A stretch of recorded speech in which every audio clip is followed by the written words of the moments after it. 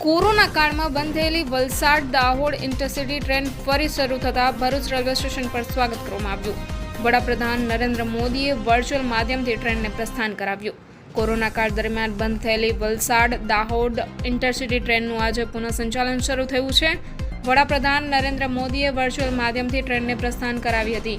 દાહોદ અને Valsad railway station પર સાંસદ ધવલ પટેલે ટ્રેનને લીલી ઝંડી બતાવી હતી. ટ્રેન સુરતથી ભરૂચ પહોંચી ત્યારે મહાનુભાવોએ ટ્રેનના પાયલોટનું ફૂલહારથી સ્વાગત કર્યું હતું.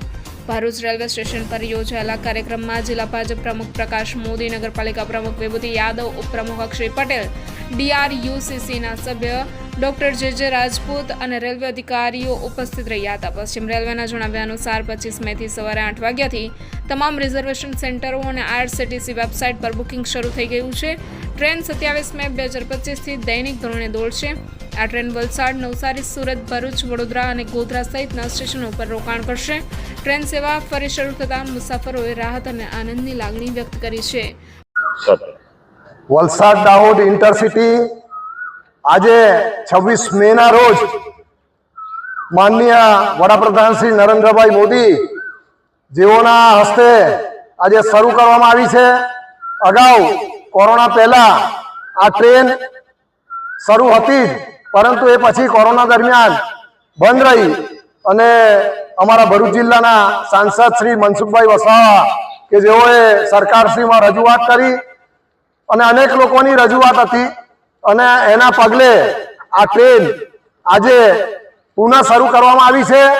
એનો સમય છે સવારે 7:11 કલાકે ભરૂચ સ્ટેશનથી ઉપડશે અને દાહોદ મુકામે જશે અને સાંજે પરત ફરશે અને 4:12 પુનઃ આ ભરૂચ રેલવે સ્ટેશન પરથી આ ટ્રેન ઊભી રહેશે અને પસાર થશે.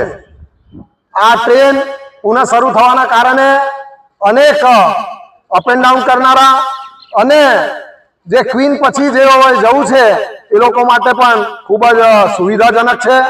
બપોર પછી આપણને કોઈ વડોદરાથી ભરૂચ આવતી ટ્રેન બહુ ઓછી મળતી હોય છે, તો એ માટે પણ એક સુવિધારૂપ આ ટ્રેન આજે શરૂ થઈ છે. તો માનનીય વડાપ્રધાનશ્રીને ખૂબ ખૂબ અભિનંદન, ખૂબ ખૂબ આભાર અને આ ભરૂચ જિલ્લાની જનતાને માટે પણ એક સુવિધારૂપ આ ટ્રેન શરૂ થઈ છે. તો સૌને આ ટ્રેનનો લાભ લેવા ખૂબ ખૂબ આગ્રહપૂર્વક વિનંતી છે. સૌનો ખૂબ ખૂબ આભાર.